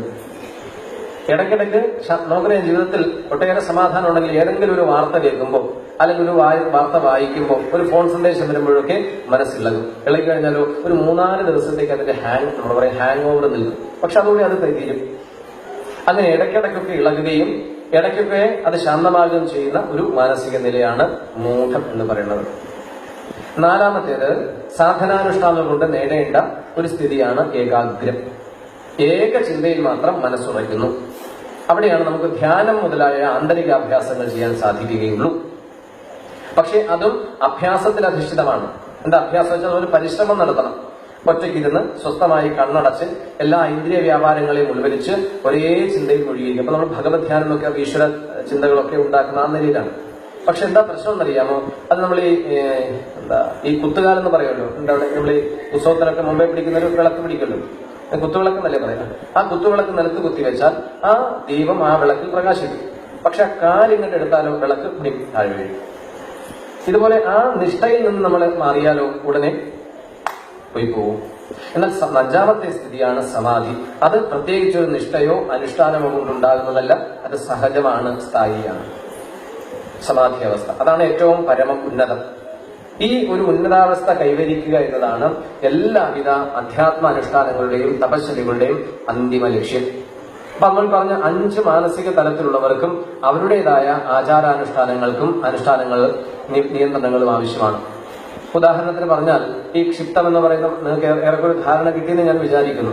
ക്ഷിപ്തം എന്ന ഒരു മാനസിക ഭൂമിയിൽ ഇരിക്കുന്ന ഒരാൾക്ക് എവിടെയാണ് ഏകാഗ്രമായി ഭഗവത് ഭജനം നടത്താനോ ധ്യാനിക്കാനോ സാധിക്കുക? മനസ്സടങ്ങിയിട്ട് വേണ്ടേ? അതെല്ലാം വിട്ടൊരു കാട്ടിൽ പോയി ഒളിച്ചിരുന്നാലും പല ചിന്തകൾ അവിടെ കടന്നു തരും. എന്നാൽ ക്ഷേത്രത്തിൽ പോയിരിക്കാൻ അവിടെ ഉണ്ടാകും ആവശ്യമില്ലാത്ത ചിന്തകൾ ഇങ്ങനെ കടന്നു വന്ന് നമ്മുടെ മനസ്സിന്റെ ഒരു സമചിത്തത അല്ലെങ്കിൽ സമനില കാക്കുന്നു. അപ്പൊ അങ്ങനെയുള്ളവർക്ക് എന്ത് വേണം? ബാഹ്യമായ ഏതെങ്കിലും ഒരു ഉപാധി സഹായം ആവശ്യമാണ്. അവിടെയാണ് ആചാരാനുഷ്ഠാനങ്ങൾക്ക് പ്രസക്തി. കാരണം ആന്തരിക തലത്തിൽ മനസ്സിനെ ഏകാഗ്രമാക്കാൻ സാധിക്കാത്തവർക്ക്, എപ്പോഴും ബഹിർമുഖമായി ജീവിക്കുന്നവർക്ക് ബാഹ്യലോകത്ത് ഏതെങ്കിലും ഒരു ഉപാധിയിലൂടെ മനസ്സിനെ ബന്ധിപ്പിച്ചു നിർത്താൻ സാധിക്കും. അതാണ് ഭക്തിപരമായ അനുഷ്ഠാനങ്ങളൊക്കെ. ഇതെല്ലാം യോഗം എന്ന ശബ്ദത്തെയാണ് ചൂണ്ടിക്കാണുന്നത്. യോഗം, ഭക്തിയോഗം, ധ്യാനയോഗം, കർമ്മയോഗം. അപ്പൊ യോഗം എന്ന് പറഞ്ഞാൽ എന്താ? ഇതൊരു യോഗമാണ്. യോഗം എന്ന് പറഞ്ഞാൽ കൂടിച്ചേരൽ, ഒത്തുചേരൽ അല്ലെ യോഗം. അപ്പൊ ആ യോഗശബ്ദം അതേ തരത്തിലാണ് നമ്മൾ സാധനകളിൽ ഉപയോഗിക്കാറ്. ഭഗവാനുമായുള്ള യോഗം അല്ലെങ്കിൽ ഏകീഭവിക്കൽ, താതാത്മ്യം പ്രാപിക്കൽ. ഭഗവാൻ നമ്മുടെ അന്തര്യാമിയാണ്. അന്തര്യാമിയായ ഭഗവാനുമായി നമ്മുടെ ചിത്തവൃത്തികൾ അല്ലെങ്കിൽ ആന്തരിക തലങ്ങളെല്ലാം യോജിക്കുന്ന സ്ഥിതിയാണ് യോഗം എന്ന് കൊണ്ട് ഉദ്ദേശിക്കുന്നത്. ആ ഒരു അർത്ഥതലത്തെ ഏറ്റവും ലളിതമായ രീതിയിൽ ഉപയോഗിക്കുമ്പോഴാണ് പല മാർഗങ്ങൾക്കും നമ്മൾ യോഗം എന്ന പേര് ഉപയോഗിക്കുന്നത്. താദൃശാർത്ഥത്തിൽ ഈ ഒരു ലക്ഷ്യം അത് ഉൾക്കൊള്ളുന്നത് കൊണ്ട് ആ മാർഗങ്ങളെ നമ്മൾ യോഗം എന്ന പേരിൽ വ്യവഹാരത്തിൽ ഉപയോഗിക്കുന്നത് മാത്രമേ ഉള്ളൂ. ഭക്തി യോഗം, യോഗം എന്ന് പറഞ്ഞാൽ കൂടിച്ചേർച്ച. അപ്പം ഈശ്വരനുമായി, ഭഗവാനുമായി, പരമാത്മാവുമായി താതാത്മ്യം പ്രാപിക്കാനുള്ള, ഏകീഭവിക്കാനുള്ള ഒരു മാർഗം എന്ന നിലയ്ക്ക് അവയെ നമ്മൾ യോഗ ശബ്ദം കൊണ്ട് പ്രതിപാദിക്കുന്നു. അത് താദൃശാർത്ഥത്തിൽ എന്ന് പറഞ്ഞാൽ എന്താ? ഇപ്പൊ കോട്ടയം നാഗമ്പടം ബസ് സ്റ്റാൻഡിൽ നമ്മൾ പോയി നിൽക്കുമ്പോൾ പല ഭാഗത്തേക്കും പോകുന്ന ബസ്സുകൾ അവിടെ വന്ന് നിൽക്കും. ഇപ്പൊ ചോഴിയക്കാട്ടേക്ക് വരുന്ന ഒരു ബസ്സാണ് അവിടെ ബോർഡ് വെച്ച് പിടിച്ചതെങ്കിൽ കണ്ടക്ടർ അതിന്റെ പുറത്തിറങ്ങി നിന്ന് ഉറക്കെ വിളിച്ചു പറയും. എന്ത് വിളിച്ചു പറയും? ചോഴിയക്കാട്, ചോഴിയക്കാട്, ചോഴിയക്കാട് എന്ന് ഉറക്കെ വിളിച്ചു പറയും. അങ്ങനെ ഉറക്കെ വിളിച്ചു പറഞ്ഞതുകൊണ്ട് ആ ബസ് നിൽക്കുന്ന സ്ഥലം ചോഴിയക്കാടാണെന്ന് അർത്ഥമില്ല. അത് കേൾക്കുന്നവർക്ക് എന്ത് അനുമാനിക്കാം, ഊഹിക്കാം? ഈ ബസ് നമ്മെ ചോഴിയക്കാട്ടിൽ എത്തിക്കും, അല്ലെങ്കിൽ ചോഴിയക്കാട്ടിലേക്ക് പോകാനുള്ള വാഹനമാണ് അതെന്ന് നമുക്ക് ഓർമ്മ വരും. ഇത് തന്നെയാണ്. അപ്പൊ ചോഴിയക്കാടെന്ന് വിളിച്ചു പറഞ്ഞത് കൊണ്ട് അത് ചോഴിയക്കാടാകില്ല. ഈ ഒരു സ്ഥാനത്തേക്ക് നമ്മളെ എത്തിക്കാൻ സഹായിക്കുന്ന വാഹനമായതുകൊണ്ട് താദൃശാർത്ഥത്തിൽ നമ്മളത് മനസ്സിലാക്കും. അത്ര തന്നെയുള്ളൂ. ഭക്തി എന്നൊരു പദ്ധതിയാണ്, യോഗം എന്നതൊരു സമ്പ്രദായമാണ്. അപ്പൊ ഈ സമ്പ്രദായങ്ങൾ അഥവാ മാർഗങ്ങളെല്ലാം തന്നെ പരമലക്ഷ്യത്തിലേക്ക് മനുഷ്യനെ നയിക്കുന്നത് കൊണ്ട് താദൃശാർത്ഥത്തിൽ നാം അവയെ യോഗശബ്ദം ചേർത്ത് പ്രതിപാദിക്കുന്നു. ഭക്തിയോഗം, ജ്ഞാനയോഗം. അപ്പൊ നമുക്ക് ഈ ആന്തരികമായ ധ്യാനം, ഏകാഗ്രമായി തത്വാനുസന്ധാനം നടത്തണമെങ്കിൽ മൂഢം, സാധാരണ മനുഷ്യൻ അത്യധികം ക്ലേശിച്ചാൽ മൂഢം എന്ന മാനസിക നിലവിലെത്തും. അവിടെയാണ് നമ്മൾ ഏകാഗ്രമായ ആന്തരികാഭ്യാസം തുടങ്ങേണ്ടത്. അല്ലെങ്കിൽ സാധിക്കില്ല. നമ്മൾ പോയി കൈയും കാലും ഒക്കെ കഴുകി കണ്ണടച്ചിരിക്കാന്ന് വിചാരിച്ചാൽ അവിടെ ഇരിക്കാൻ പറ്റില്ല, എഴുന്നേറ്റ് പോകും. അല്ലെങ്കിൽ എന്താ സംഭവിക്കുക? രണ്ട് തലങ്ങളാണ് മനസ്സിന്റെ നിലനിൽപ്പിനുള്ളത്. ഒന്ന്, അനവധി ചിന്തകളിലേക്ക് മനസ്സ് കാട് കയറും. അത് ആവശ്യമുള്ളതും ഇല്ലാത്തതും ഒക്കെ ഉണ്ടാകാം, അല്ലെങ്കിൽ സ്വയം കൽപ്പിതമാകാം. അപ്പൊ അനവധി ചിന്തകളിലേക്ക് ഓടുന്ന ഒരു പ്രവണത മനുഷ്യ മനസ്സിനുണ്ട്. അത് ധ്യാനിക്കാനിരിക്കുന്നവർക്ക് ധ്യാനിക്കാനൊരിക്കണ്ട, വെറുതെ പോയി കണ്ണടച്ചൊരു 5 മിനിറ്റ് ഇരുന്നാൽ മതി. നമ്മൾ എവിടെയെല്ലാം പോയി വരും. എത്ര വേഗതയില, എത്ര ദൂരത്ത് പോകാൻ. അതല്ലെങ്കിൽ സംഭവിക്കുന്നത് എന്തെന്നറിയാമോ? ഒന്നുകിൽ ധ്യാനം ചെയ്യാനായി ഇരിക്കുമ്പോൾ പല ചിന്തകളിലേക്ക് കാട് കയറും, അല്ലെങ്കിലോ ഒരു 2-3 നിമിഷം കഴിയുമ്പോൾ കേൾക്കാം. എന്ത് കേൾക്കാം? ഉറങ്ങിപ്പോകും. ഒന്നുകിൽ നിദ്രയിലേക്ക് വഴുതി വീഴുക, അല്ലെങ്കിൽ അനവധി ചിന്തകളിലേക്ക് കാട് കയറുക. ഈ 2 നിലയേ ഉള്ളൂ മനസ്സിന്, അല്ലാതെ നിലനിൽപ്പില്ല. അപ്പൊ നിദ്രയിലേക്ക് പോകാതെ, അനവധി ചിന്തകളിലേക്ക് കാട് കയറാതെ മനസ്സിനെ സന്തുലിതമാക്കി നിലനിർത്താനുള്ള ആന്തരിക അഭ്യാസമാണ് ധ്യാനം. അപ്പൊ ആ ധ്യാനം നമ്മുടെ ഉള്ളിൽ നിലനിൽക്കണമെങ്കിൽ അതിന് മറ്റൊരു സാഹചര്യം, ഒരു അന്തരീക്ഷം ഉള്ളിൽ തയ്യാറാകേണ്ടതുണ്ട്. നമുക്ക് ബാഹ്യലോകം ഒരു ആര് കയറി കിടന്നു വരാത്തൊരു മുറി ഉണ്ടാക്കാം, അത് ഇരിക്കാൻ ഒരു ഇരിപ്പിടം തയ്യാറാക്കി വയ്ക്കാം. ഒരു സുഗന്ധത്തിന് വേണ്ടി ഒരു ചന്ദനത്തിരി എവിടെയെങ്കിലും കൊടുത്തു വയ്ക്കാം. നേരിയ പ്രകാശത്തിനായി ഒരു ദീപം അവിടെ സ്ഥാപിക്കാം. അകത്ത് കിടന്ന് ആരുടെയും ശല്യം ഉണ്ടാകാതിരിക്കാൻ കതകടച്ച് കുറ്റിയിട്ട് ഇരിക്കണം. ഇത്രയും കാര്യങ്ങൾ നമുക്ക് ഒരുക്കാം ധ്യാനത്തിന് വേണ്ടി. ഇതൊക്കെ നമ്മുടെ നിയന്ത്രണത്തിലും നമ്മുടെ അധികാരത്തിലും പെട്ട കാര്യങ്ങളാണ്. ഇതെല്ലാം തയ്യാറാക്കി പീഠത്തിൽ കയറി കണ്ണടച്ചിരിക്കുമ്പോൾ കൈവിട്ടു പോകും കാര്യങ്ങൾ. അവിടെയാണ് സ്ഥിതി. ഇതുവരെ നമുക്ക് നിയന്ത്രിക്കാൻ കാര്യങ്ങളൊക്കെ നമ്മുടെ ഇഷ്ടത്തിനനുസരിച്ച് നമുക്ക് തയ്യാറാക്കാം. പക്ഷെ അത് കഴിഞ്ഞാൽ മനസ്സിന്റെ സ്ഥിതി, മനസ്സിന്റെ ഗതി ഒരു പിടിയുമില്ല. അപ്പൊ അങ്ങനെയുള്ളൊരു അഭ്യാസം അത് നമുക്ക് അതിന്റെ പരീക്ഷണം പരാജയമാണ്. അതുകൊണ്ട് അത്തരം തലത്തിലുള്ളവർക്ക് യോഗ്യമാണ്, അനുയോജ്യമാണ് ഈ പ്രാഥമികമായ അനുഷ്ഠാനങ്ങൾ. അതിലൂടെ സഞ്ചരിക്കുമ്പോൾ നാം ഒരു സംസ്കാരമാണ്, ചിലപ്പോൾ ഒരു ജന്മങ്ങൾ വേണ്ടി വന്നേക്കാം. അത്തരം ഏതെങ്കിലും ഒരു പദ്ധതിയിലൂടെ സഞ്ചരിക്കുമ്പോൾ നമ്മൾ കാലക്രമേണ സംസ്കരിക്കപ്പെടും. ശീലങ്ങൾ കൊണ്ടും ആചാരങ്ങൾ കൊണ്ടും നമ്മുടെ ജീവിതത്തെ സ്വയം വിശകലനം ചെയ്ത് പരിശോധിച്ചുകൊണ്ടും നമ്മൾ ഒരു സാംസ്കാരികമായ അഭ്യുന്നതി കൈവരും. കാരണം തന്റെ പെരുമാറ്റങ്ങളെ, തന്റെ പ്രവർത്തനങ്ങളെ, തന്റെ ചിന്താരീതികളെ, തന്റെ വീക്ഷണങ്ങളെ എല്ലാം തന്നെ സ്വയം പരിശോധിച്ച് അതിൽ ഒരു സംസ്കാരം നമ്മൾ സ്വയം തന്നെ സൃഷ്ടിക്കും. സംസ്കരിക്കുക എന്ന് പറഞ്ഞാൽ ഇന്നലെ സൂചിപ്പിക്കേണ്ടായി തരംതിരിക്കുക, വെടിപ്പാക്കുക എന്നർത്ഥം. ധാന്യങ്ങൾ സംസ്കരിക്കുക, അതുപോലെ കുരുമുളക് സംസ്കരിക്കുക എന്നൊക്കെ പറയുമ്പോൾ അതിലെ കേടുപാടുകളൊക്കെ നീക്കി അതിനെ സംശുദ്ധമാക്കുക, നല്ലത് തിരഞ്ഞെടുക്കുക.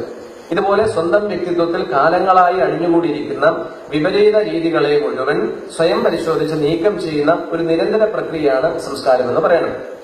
ഈ ഒരു കാര്യം നടപ്പിലാകാൻ സാധിക്കുന്ന തരത്തിൽ അനുയോജ്യമായ ബാഹ്യ സാഹചര്യങ്ങൾ ഒരുക്കി കൊടുക്കുന്നതിനെയും താദൃശാർത്ഥത്തിൽ നാം സംസ്കാരം എന്ന് പറയുന്നു. അത്ര തന്നെയുള്ളൂ. അപ്പൊ സംസ്കരിക്കപ്പെടേണ്ടത് മനുഷ്യ വ്യക്തിത്വമാണ്. മനുഷ്യ വ്യക്തിത്വത്തെ സംസ്കരിക്കാൻ അനുയോജ്യമായ ഒരു അന്തരീക്ഷം, ഒരു സാഹചര്യം ഒരുക്കി കൊടുക്കുന്ന ശീലങ്ങളെയും ആചാരങ്ങളെയും അനുഷ്ഠാനങ്ങളെയും ഒക്കെ നമ്മൾ താദൃശാർത്ഥം എന്ന് പറഞ്ഞ് മനസ്സിലായത്. ബസ്സിന്റെ കാര്യം പറഞ്ഞ താദൃശാർത്ഥത്തിൽ സംസ്കാരം എന്ന് പറയുന്നത് അതെല്ലാം തന്നെ മതങ്ങളാണ്. അതുകൊണ്ട് മതവും സംസ്കാരവും തമ്മിൽ ഉള്ള ആ വേർതിരിവ്, അകലം നന്നായി മനസ്സിലാക്കിക്കൊണ്ട് വേണം പോകാൻ, ഇല്ലെങ്കിൽ നമുക്ക് അബദ്ധം പറ്റും. അപ്പൊ നമ്മുടെ ഭാരത സംസ്കാരം എന്ന് പറയുന്നത് അതുകൊണ്ടാണ്. മതത്തിനപ്പുറത്തേക്ക്, മതം എന്ന് പറഞ്ഞാൽ ഏകാഭിപ്രായം, ആ അഭിപ്രായത്തിന് അനുയോജ്യമായ നിയമാവലികളും മറ്റു കാര്യക്രമങ്ങളും ഒക്കെയാണ് മതങ്ങളിലുള്ളത്. പക്ഷെ സ്വതന്ത്രമായി ചിന്തിക്കാൻ, കാര്യങ്ങൾ വിലയിരുത്താൻ, ലോകക്രമത്തെയും ലോക ജീവിതത്തെയും പരിശോധിക്കാൻ, അതിൽ സ്വന്തമായ ഒരു നിലപാട് സ്വീകരിച്ച് ജീവിതത്തെ കരുപ്പിടിപ്പിക്കാൻ, അതിൽ ഉന്നതമായ ലക്ഷ്യം നമുക്ക് കണ്ടെത്താൻ, അതിനുവേണ്ടി നിരന്തരം പരിശ്രമിക്കാനുള്ള സാധ്യതയും അതിനുള്ള സാഹചര്യവും അതിനുള്ള അവസരങ്ങളും ധാരാളം നമ്മുടെ സംസ്കൃതിയിലുണ്ട്. സംസ്കാരം അതാണ് വിശേഷത. അതുകൊണ്ട് നമ്മുടെ സംസ്കാരത്തിന്റെ ബഹുമുഖത്വം അല്ലെങ്കിൽ സംസ്കാരത്തിന്റെ മഹത്വം ശരിയായി ഗ്രഹിച്ചുകൊണ്ട് വേണം നാം അതിലൂടെ യാത്ര ചെയ്യാൻ. ഇത് നമുക്ക് എങ്ങനെയാ പകർന്നു കിട്ടിയിരിക്കുന്നത്? തലമുറകളായിട്ടാണ് ഈ ഒരു ആശയം നമ്മുടെ പക്കലേക്ക് കടന്നു വന്നിട്ടുള്ളത്.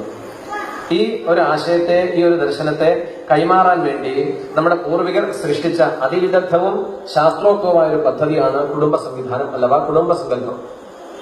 ഭാരതീയരെ സംബന്ധിച്ചെന്തായി കുടുംബം എന്ന് പറഞ്ഞാൽ, നമ്മളെ സംബന്ധിച്ച് ഇതുവരെ ഈ ഒരു കാലം വരെ നമ്മളെ സംബന്ധിച്ച് കുടുംബം എന്ന് പറഞ്ഞാൽ 3-4-5 വ്യക്തികൾ ഒരുമിച്ച് താമസിക്കുന്ന ഒരു സ്ഥാപനമല്ല നമ്മളെ സംബന്ധിച്ച് കുടുംബം. ഇന്ന കുടുംബത്തിലെ അംഗമാണെന്ന് പറഞ്ഞാൽ അവിടെ അച്ഛനുണ്ട്, അമ്മയുണ്ട്, സഹോദരി സഹോദരന്മാരുണ്ട്, അതിനപ്പുറം അതിനു മുമ്പേ വന്നവരൊക്കെ ഉണ്ട്. അപ്പൊ ചുരുങ്ങിയത് 8-10 പേര് അടങ്ങുന്ന വൈകാരിക ബന്ധത്തിൽ അധിഷ്ഠിതമായ ഒരു കൂട്ടായ്മയാണ് നമ്മളെ സംബന്ധിച്ച് കുടുംബം എന്നുള്ള കാഴ്ചപ്പാടുള്ളത്. എന്നാൽ ഇതേ സങ്കല്പത്തിന് പാശ്ചാത്യർ നൽകുന്ന വിളിപ്പേരെന്താ? ഭാരതീയർ വിട്ട് പൗരസ്ത്യ ലോകത്ത് അല്ലെങ്കിൽ പാശ്ചാത്യ ലോകത്തേക്ക് പോയാൽ അവർ ഈ കുടുംബത്തിന് നൽകുന്ന പേരെന്താ? കുടുംബം എന്നതിന് അവര് വിളിക്കുന്ന പേരെന്താ? ഇപ്പൊ നമ്മളതൊക്കെ ഉപയോഗിക്കുന്നുണ്ട്, ഇപ്പോൾ കുറച്ചൊക്കെ ഉപയോഗിക്കുന്നുണ്ട്. ഇപ്പൊ നമ്മൾ പറയാറുണ്ടല്ലോ, ഏത് ഫാമിലിയിലാണെന്ന് ചോദിക്കാറില്ലേ? ഫാമിലി എന്നത് കുടുംബത്തിന്റെ പാശ്ചാത്യ നാമധേയമാണ്. ഇനി പാശ്ചാത്യരുടെ ഈ ശബ്ദം കടമെടുത്ത് നമ്മൾ പറയുമ്പോൾ, ആ പദം ഉപയോഗിക്കുമ്പോൾ നമ്മുടെ കൺസെപ്റ്റിൽ എത്ര അംഗങ്ങൾ ഉണ്ടാകും? വിദേശത്തേക്ക് ഒരാൾക്ക് ജോലി കിട്ടി പോകുന്ന സമയത്ത് ഫാമിലി വിസ ശരിയാകുമോ എന്ന് ചോദിച്ചാൽ, ആ വിസ കിട്ടുന്നതിലൂടെ ഫാമിലി എന്ന ഒരു സങ്കല്പത്തിലുള്ള വ്യാപ്തി എത്രയുണ്ട്? ഇപ്പൊ അന്യ ജില്ലകളിലേക്ക് ജോലി സ്ഥാനം കിട്ടി, സ്ഥലം മാറ്റം കിട്ടി. ഇപ്പൊ കാസർഗോഡ് അല്ലെങ്കിൽ പാറശാല സ്ഥലത്തൊക്കെ ഔദ്യോഗിക വൃത്തിക്ക് പോകേണ്ടി വന്നാൽ അവിടെ ഫാമിലിക്ക് താമസിക്കാനുള്ള സൗകര്യമുണ്ടോ, ഫാമിലി ക്വാർട്ടേഴ്സ് ഉണ്ടോ എന്നൊക്കെ ചോദിക്കുമ്പോൾ ആ ഫാമിലി എന്ന സങ്കല്പത്തിലൂടെ നമ്മൾ ഉദ്ദേശിക്കുന്നത് എത്ര അംഗങ്ങളെയാണ്? പരമാവധി ഏറിയാൽ ഭാര്യ, അതല്ലെങ്കിൽ ഭർത്താവ്, കൂടിയാൽ 1-2 മക്കൾ. അപ്പൊ 2-3 പേരടങ്ങുന്ന ചെറിയൊരു കൂട്ടായ്മയായി പാശ്ചാത്യർ ഫാമിലിയെ, കുടുംബത്തെ കാണുമ്പോൾ ഭാരതീയരെ സംബന്ധിച്ച് കുടുംബം എന്ന് പറയുന്നത് തലമുറകൾ നീണ്ടു നിൽക്കുന്ന സുശക്തവും സുവ്യക്തവുമായ ഒരു ബന്ധമാണ്. അതിന്റെ പ്രത്യേകതയാണ്. അത് നമ്മൾ ചിന്തിക്കുമ്പോഴേ മനസ്സിലാകും. ഇപ്പൊ ഇവിടെ കുറച്ച് അമ്മമാരും പുരുഷന്മാരൊക്കെ ഉണ്ടല്ലോ. നമ്മൾ ഓരോരുത്തരും, നമ്മളിപ്പോൾ ഇവിടെ ഇരിക്കുന്ന എല്ലാവരും കുടുംബജീവിതത്തിൽ പ്രവേശിച്ച് അതിലൂടെ സഞ്ചരിക്കുന്നവരാണ്. നമ്മുടെ ഒരു മനുഷ്യായുസിൽ സാമാന്യേന എത്ര തലമുറകളുമായി ഇടപഴകാനുള്ള ഭാഗ്യം നമുക്കുണ്ടാകുന്നുണ്ട്? ഒരു ഹൈന്ദവ കുടുംബ സംവിധാനത്തിൽ പ്രവേശിക്കുമ്പോൾ ഏറ്റവും കുറഞ്ഞത് നമുക്ക് എത്ര തലമുറകളുമായി ഇടപഴകാൻ സാധിക്കും? ചുരുങ്ങിയത് എന്താ മറുപടി ഇല്ലാത്തത്?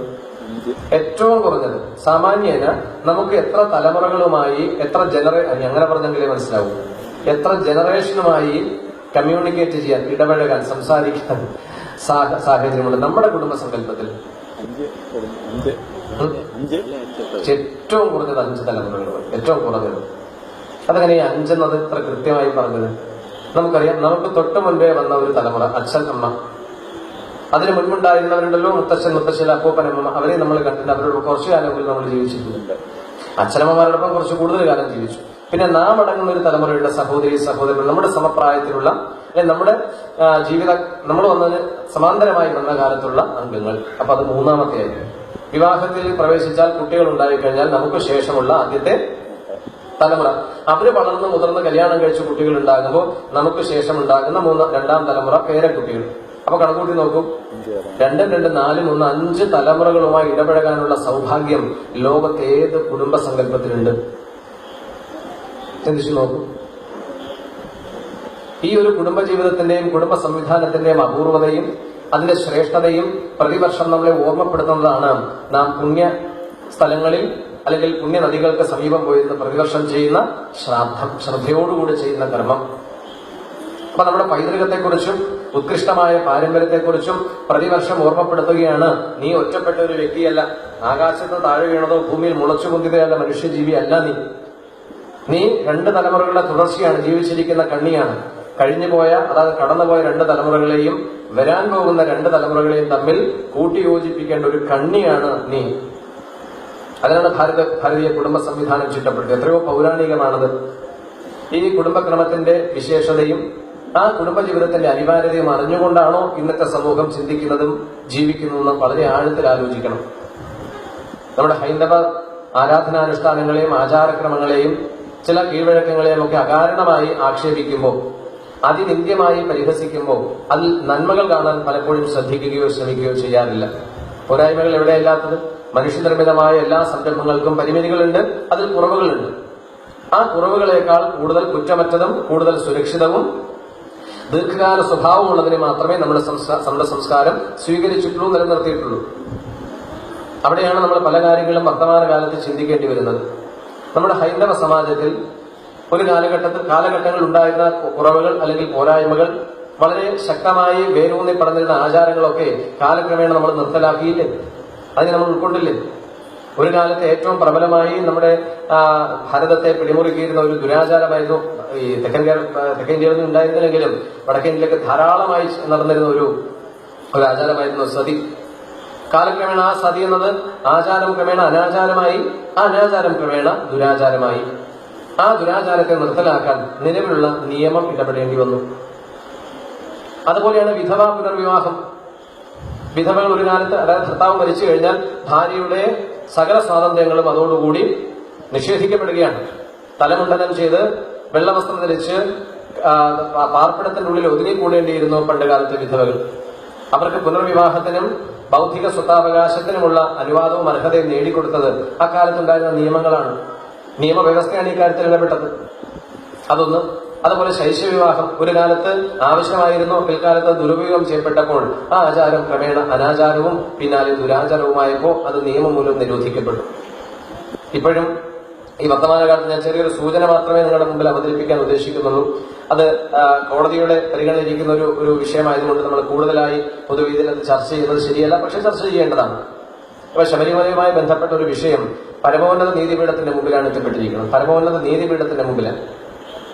നമ്മളെ പല പ്രമുഖന്മാരും പറഞ്ഞു കേട്ടിരിക്കുന്നത്, നോക്കൂ, നമ്മുടെ ഭാരത അതിർത്തിക്കുള്ളിലുള്ള എന്ത് തർക്കത്തിനും പരിഹാരം കണ്ടെത്താനുള്ള ഒരു സംവിധാനമാണ് നീതിന്യായ സംവിധാനം. നിയമനിർമ്മാണവും നീതിന്യായ സംവിധാനമാണ് ഭാരതത്തിന്റെ ഈ ഭരണഘടന ഏറ്റവും ശക്തവും ശ്രേഷ്ഠവുമാകാൻ കാരണം മറ്റു രാഷ്ട്രങ്ങളെ അപേക്ഷിച്ച്. അപ്പൊ ഇവിടെ പൗരനോ സമൂഹത്തിനോ ഉണ്ടാകുന്ന എന്ത് പ്രയാസങ്ങളും പരിഹരിക്കാൻ അന്തിമമായി നാം ആശ്രയിക്കേണ്ടത് കോടതികളെയാണ്. ആ കോടതികളിൽ പരമപ്രധാനമായ ഒരു ഭരണഘടനാ സ്ഥാപനമാണ് സുപ്രീം കോടതി.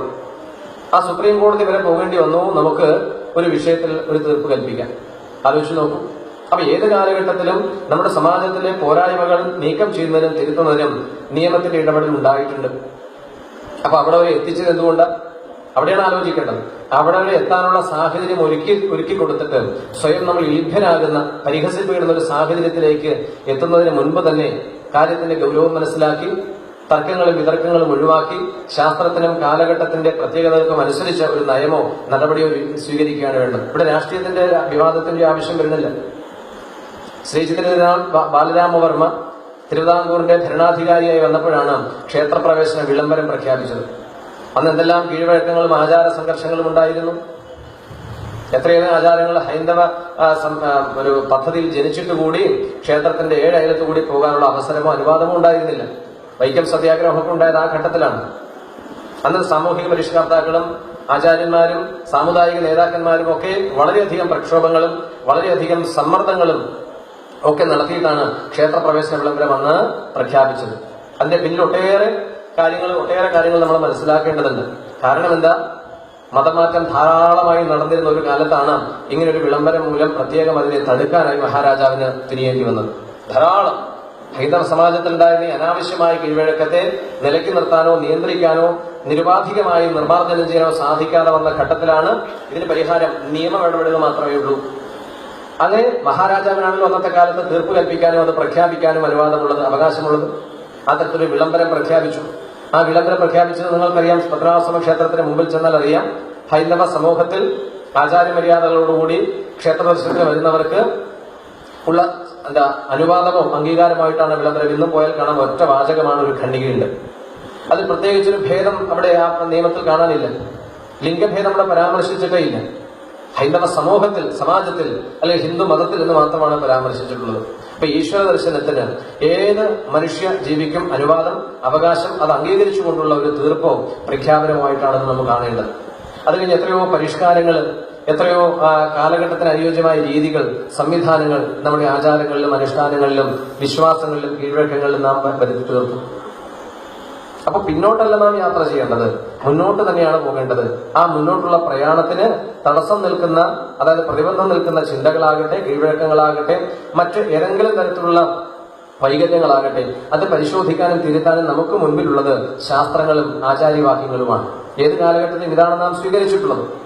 ഈ വിഷയത്തെക്കുറിച്ച് തീർപ്പ് കൽപ്പിക്കാൻ ശാസ്ത്രങ്ങളെ നാം എങ്ങനെയാണ് ഉപയോഗിക്കേണ്ടത്? അവിടെയാണ് പലപ്പോഴും നമ്മൾ വൈകാരികമായി ഇടപെടുന്നതും വൈകാരികമായ അഭിപ്രായം പറയുന്നതും. അതിന് അപ്പുറത്തേക്ക് വിവേകത്തോടുകൂടി ഏത് സന്ദർഭത്തെയും വിലയിരുത്തി ഉചിതമായ തീരുമാനങ്ങൾ കൈക്കൊള്ളില്ല എങ്കിൽ നേരത്തെ പറഞ്ഞതുപോലെയാണ്, ആചാരങ്ങൾ മാത്രമാണ് നമ്മൾ പിന്തുടരുന്നതെങ്കിൽ സിംഹത്തിന്റെ സ്ഥിതി പോലെയാകും. സിംഹം എന്നും സിംഹം തന്നെയാണ്.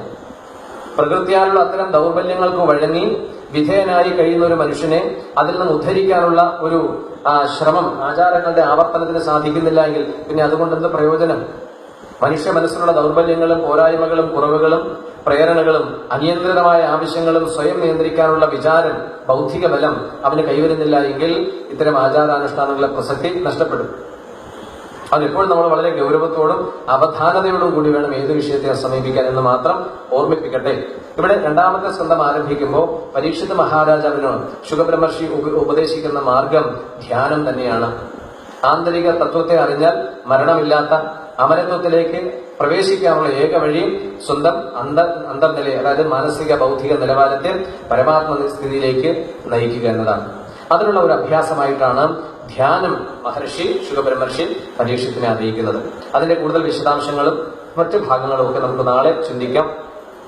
ഭാഗവത സപ്താഹത്തിന്റെ 2ാം ദിനമായ നാളെയാണ് നരസിംഹാവതാരം. ഭാഗവത പാരായണ ക്രമം അനുസരിച്ച് 9 മണിയോടുകൂടി